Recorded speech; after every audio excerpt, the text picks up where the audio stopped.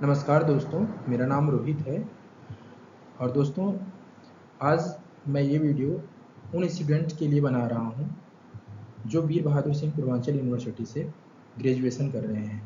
दोस्तों मैं इस वीडियो में आज आप लोग को ये बताऊँगा CGPA क्या है, SGPA क्या है और CGPA से आप परसेंटेज कैसे निकालेंगे। तो दोस्तों आप यहाँ पे देख सकते हैं कि वीर बहादुर सिंह पूर्वांचल यूनिवर्सिटी ने एक नोटिस निकाला था 20 अप्रैल 2022 को किस संबंध में, स्नातक पाठ्यक्रमों में ग्रेडिंग प्रणाली लागू किए जाने के संबंध में। और इसमें उसने क्या कहा था, BA, BSc एवं बीकॉम के प्रथम 3 वर्ष हेतु ग्रेडिंग प्रणाली लागू करना सुनिश्चित करें। मतलब 20 अप्रैल 2022 से जो है ग्रेडिंग सिस्टम लागू हो जाएगा। कहाँ पे, BA में, BSc में और बीकॉम में। ठीक है। और ये जो है मैंने वीर बहादुर सिंह पूर्वांचल यूनिवर्सिटी के ऑफिशियल वेबसाइट से डाउनलोड किया है और उसी नोटिस में इनका एक नोटिस और है, वो हम देख रहे हैं नेक्स्ट स्लाइड में। क्या है कि ग्रेडिंग सिस्टम आएगा और उसमें आपको ग्रेड मिलेगा और आपको उसमें जो रिजल्ट में दिखेगा उस CGPA और SGPA दिखेगा। और अगर आप CGPA और या SGPA से आप अपना परसेंट निकालना चाहते हैं तो इस फार्मूले से आप निकाल सकते हैं। ठीक है।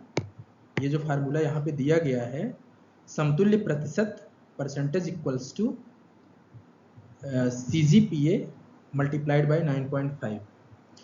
दोस्तों एक चीज़ मैं आप लोग को और समझाना चाहता हूँ, CGPA और SGPA क्या है। CGPA का मतलब होता है क्यूमुलेटिव ग्रेड पॉइंट एवरेज और SGPA का पूरा नाम होता है सेमेस्टर ग्रेड पॉइंट एवरेज। तो दोस्तों सेमेस्टर ग्रेड पॉइंट एवरेज का मतलब ये सेमेस्टर वाइज, क्योंकि आपका एग्ज़ाम सेमेस्टर वाइज है, तो एक सेमेस्टर में जो आपका ग्रेड पॉइंट आएगा उसको SGPA बोलते हैं। लेकिन मान लीजिए कि आपका 2 सेमेस्टर बीत गया, तब आपका फर्स्ट सेमेस्टर का भी एक रिजल्ट आया होगा, एक सेकंड सेमेस्टर का भी रिजल्ट आया होगा। तो इस सेमेस्टर वाले जो रिजल्ट में आपका ग्रेड पॉइंट लिख के आएगा वो SGPA लिख के आएगा, semester grade point average. Okay. और जब दूसरे साल का, जब दूसरे सेमेस्टर का रिजल्ट आएगा तो उसमें आपका उस सेमेस्टर में जो आप पाए हैं उसका रिजल्ट SGPA लिखा रहेगा और साथ में दोनों का एवरेज करके भी लिखा रहेगा रिजल्ट में, जिसको CGPA बोलते हैं। ठीक है। CGPA का मतलब लास्ट सेमेस्टर जहाँ पे आपका रिजल्ट आ रहा है वहाँ तक का आपका एवरेज ग्रेड पॉइंट कितना आया। ठीक है। तो जैसे मान लीजिए अभी आपका फर्स्ट सेमेस्टर ही केवल रिजल्ट आया है, तो इसका मतलब आपका क्यूमुलेटिव ग्रेड पॉइंट और SGPA एक ही होगा, मतलब CGPA SGPA एक ही होगा, क्योंकि अभी तक का आपका टोटल रिजल्ट ही वही है, SGPA ही CGPA होगा। ठीक है। नेक्स्ट स्लाइड में हम लोग डिटेल में देखेंगे, एक रिजल्ट है उसको डिटेल में हम लोग देखने की कोशिश करेंगे कि कैसे जो है ग्रेड पॉइंट कैलकुलेट हुआ है, कैसे जो है सम किया गया है, कैसे SGPA कैलकुलेट हुआ है, उसको डिटेल में देखेंगे। दोस्तों ये एक मार्कशीट है एक स्टूडेंट का, इसको हम लोग डिटेल में देखेंगे कि कैसे जो है यहाँ पे जो है क्रेडिट को कैलकुलेट किया गया है। ओके। और कैसे जो है SGPA 8.22 कैलकुलेट किया गया है, कैसे आया है ये, और साथ में ये भी देखेंगे कि कितना जो है कितना परसेंट इस कैंडिडेट का आया हुआ है। ठीक है। तो सबसे पहले हम देखेंगे कि यहाँ पे फर्स्ट सब्जेक्ट जो है, ये जो फर्स्ट सब्जेक्ट है इसमें देखिए इनका है थ्योरी प्रैक्टिकल मिला के 100 में 73। ओके। तो 100 में 73 है, तो 73 आप यहाँ से देख पाएंगे कि 73 मतलब A ग्रेड, और A का मतलब होता है ए का ग्रेड पॉइंट वैल्यू क्या है, 8 है। तो क्योंकि ये 4 क्रेडिट का है और इसमें ए ग्रेड पाए हैं, ए का मतलब होता है 8 ग्रेड पॉइंट, 8 मल्टीप्लाइड बाई 4 मतलब 32। ओके। सिमिलरली इनका 100 नंबर में सेकेंड सब्जेक्ट में 88 नंबर पाए हैं। और 88 किस में लाई करता है, 81 से 90 अगर कोई पाता है तो जाता है ए प्लस में। तो इनका ग्रेड क्या है, ए प्लस है। और ए प्लस अगर कोई पाता है तो उसकी ग्रेड वैल्यू क्या होती है, 9। तो क्योंकि ये 2 क्रेडिट का है तो ये हो गया 9 मल्टीप्लाइड बाई 2, ये हो गया 18। ओके। सिमिलरली अगर आप इसको देखेंगे तीसरे सब्जेक्ट में, इनका 100 में है 62। 62 किस में लाई कर रहा है, बी प्लस में। देखिए 61 से लेकर अगर 70 किसी का नंबर है तो वो बी प्लस होगा, और बी प्लस का मतलब 7 ग्रेड वैल्यू। ठीक है। तो ये हो गया 7 मल्टीप्लाइड बाई 4 28। ओके। ओ का मतलब होता है आउटस्टैंडिंग इस सब्जेक्ट में, मतलब और ओ की जो वैल्यू होती है ग्रेड वैल्यू वो 10 होती है, तो 10 multiplied by 2 equals to 20। Similarly आप यहाँ पे देख सकते हैं कि 100 नंबर में इनका जो है 78 नंबर है, और 78 नंबर जाता है ए ग्रेड में, क्योंकि 71 से 80 तक ए ग्रेड होता है और ए की जो वैल्यू होती है वो 8 होती है, इसीलिए 8 मल्टीप्लाइड बाई 4 इक्वल्स टू 32। ठीक है। यहाँ पे ओ की जो ग्रेड वैल्यू है वो 10 है, तो 10 मल्टीप्लाइड बाई 2 बराबर 20। और यहाँ पे देखिए 69 नंबर पाए हैं, 69 जाता है बी प्लस में। 61 से लेकर 70 तक कोई पाता है तो जाता है उसका बी प्लस में। इनका 69 है तो जाएगा इस वाले में 61 से 70, ओके, वाले ग्रुप में। तो इनका हो गया कितना, 7 मल्टीप्लाइड बाई 6 42। और O मीन्स आउटस्टैंडिंग, मतलब ये 10 ग्रेड वैल्यू होता है, 10 मल्टीप्लाइड बाई 3 इक्वल्स टू 30। जब आप टोटल इस ग्रेड पॉइंट को ऐड करेंगे तो ये 222 है, जो कि आपके मार्कशीट में यहाँ पे लिखा गया है कि sum of the credit x grade points. ये जो इनका सम है, इनका जो सम है वो कितना है, 222। आप कैलकुलेट करके देखेंगे 222 ही आएगा, मैंने कैलकुलेट करके देखा है और फिर यहाँ पे लिखा है। ठीक है। और टोटल कोर्स क्रेडिट कितना है, यहाँ से आप जोड़ दीजिए, 4 2 6 4 10 2 12 4 16 2 18 6 24 3 27, टोटल कितना है 27। तो अगर आप SGPA निकालना चाहते हैं तो टोटल ग्रेड पॉइंट ये 222 में टोटल क्रेडिट असाइन से भाग दे दीजिए, 222 अपॉन 27, ये आएगा 8.22। आप लोग अपना कैलकुलेट करके देख लीजिएगा। तो ये हो गया SGPA कितना आ गया उस कैंडिडेट का, 8.22। और दोस्तों जैसा कि हमने आपको दिखाया था अभी प्रीवियस स्लाइड में, जो वीर बहादुर सिंह पूर्वांचल यूनिवर्सिटी का जो रूल है CGPA से परसेंट कैलकुलेट करने का, उसमें क्या लिखा गया था, percentage equals to CGPA multiplied by 9.5। ठीक है। तो क्योंकि CGPA कितना आया इनका 8.22, तो 8.22 मल्टीप्लाइड बाई 9.5 आप मल्टीप्लाई करेंगे 78.09, ये इनका परसेंट होगा। कुछ लोगों के दिमाग में आ रहा होगा कि ये तो CGPA है फार्मूले में, लेकिन हमारा तो SGPA है, क्योंकि CGPA का मतलब होता है कि आप जिस सेमेस्टर में हैं वहाँ तक आपका कितना जो है ग्रेड बना।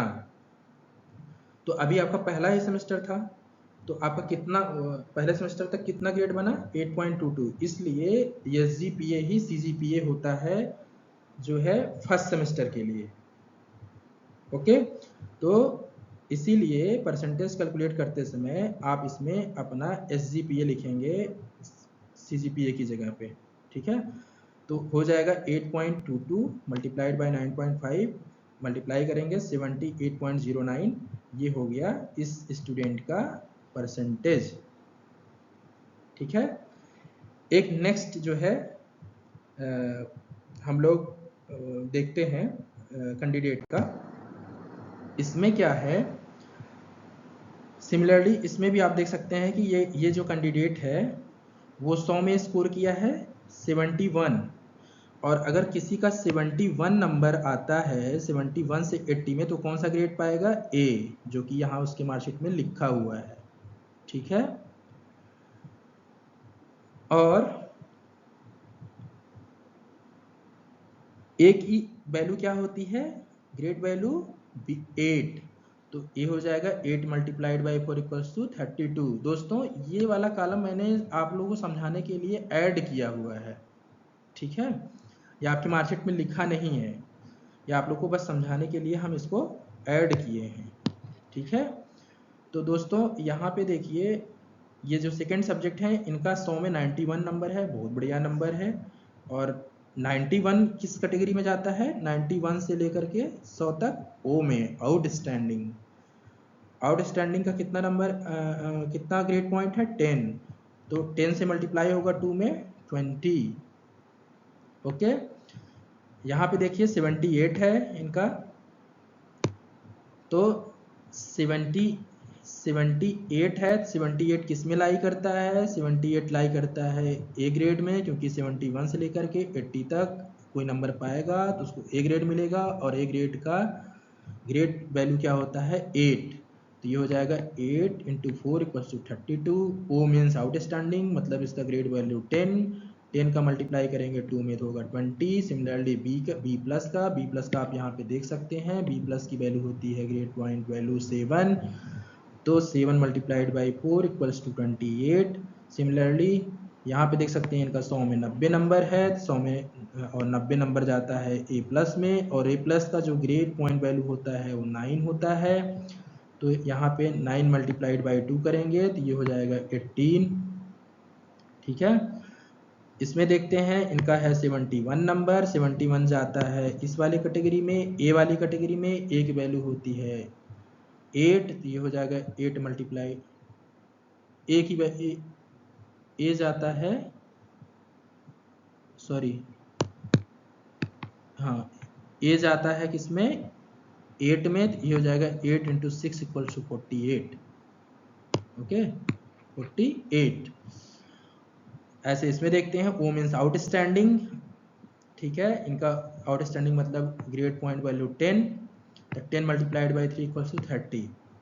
ओके, तो अभी हम इसको टोटल करेंगे, तो इसको आप टोटल जब ऐड करेंगे तो ये आएगा 228, और जो कि यहाँ पे लिखा है कि sum of the credit x grade point obtain in the first semester equals to 228। आप लोग ये ऐड करके देखिएगा, मैंने ऐड करके देखा है, ये पूरा ऐड करके देखा है, ये 228 ही आया है, आप लोग भी करके देख सकते हैं 228 ही आएगा, ठीक है। और हम यहाँ पे इसको जोड़ते हैं, 4 2 6 4 10 2 12 4 16 2 18 6 24 3 27, ये हो गया टोटल क्रेडिट असाइन कितना हो गया 27।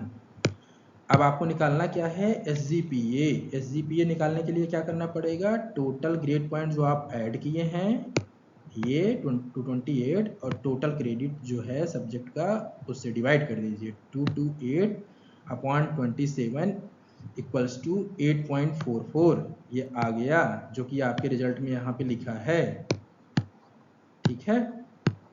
तो एसजीपीए ऐसे कैलकुलेट होता है, और जैसा कि हम आपको बताए थे, जो वीर बहादुर पूर्वांचल यूनिवर्सिटी है उसका जो ऑफिशियल वेबसाइट है उस पर सीजीपीए से परसेंट निकालने का ये फार्मूला दिया गया है, ठीक है। तो आप इस फार्मूले को यूज़ करके आप अपना परसेंटेज कैलकुलेट कर सकते हैं, जो कि मैंने यहाँ कैलकुलेट किया है। इस बच्चे का एसजीपीए 8.44 है, अगर इसका हमको परसेंटेज निकालना होगा तो 8.44 मल्टीप्लाइड बाई 9.5 आएगा 80.18, ठीक है।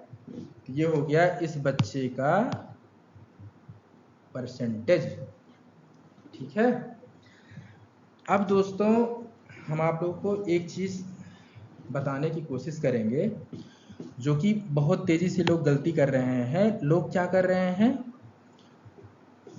कि यहाँ पे देख ले रहे हैं 100 में 71 पाया है, 100 में 91 पाए हैं, 100 में 78 पाए हैं, तो परसेंटेज निकालने के लिए क्या कर रहे हैं, 1 2 3 4 5 6 7 8, ये 800 हो गया इनका, ये मान ले रहे हैं कि 800 इनका टोटल पूर्णांक है और इनका ये नंबर ऐड कर ले रहे हैं, कितना कितना पाए हैं, ठीक है, उससे डिवाइड कर दे रहे हैं, टोटल जो नंबर पाए हैं उससे डिवाइड कर दे रहे हैं। तो दोस्तों ये पूरी तरीके से गलत है, क्योंकि इस नंबर का बस इतना मतलब है कि इस सब्जेक्ट में उस लड़के का ग्रेड कितना आया है। जैसे 71 अगर हमको पता नहीं चलेगा तो हम समझ ही नहीं पाएंगे कि ये जो है कौन सा ग्रेड है इसका, ठीक है, क्योंकि ये जो है केवल ये डिसाइड कर रहा है कि लड़के का कि वो इस सब्जेक्ट में कौन सा ग्रेड पाया है। ओके, इसके बेसिस पे आप परसेंटेज नहीं निकाल सकते हैं। अब ऐसा क्यों, हम इसको नेक्स्ट स्लाइड में देखेंगे।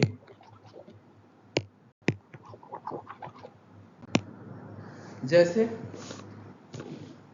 अब आप यहाँ पे देखिए, एक मान लीजिए कोई लड़का है, एक सब्जेक्ट में 100 में 81 नंबर पाया है और दूसरा सब्जेक्ट है जिसमें 100 में 81 नंबर पाया है, तो इसका टोटल नंबर कितना हो गया, 200 पूर्णांक हो गया, 200 में कितना पाया, 162, ठीक।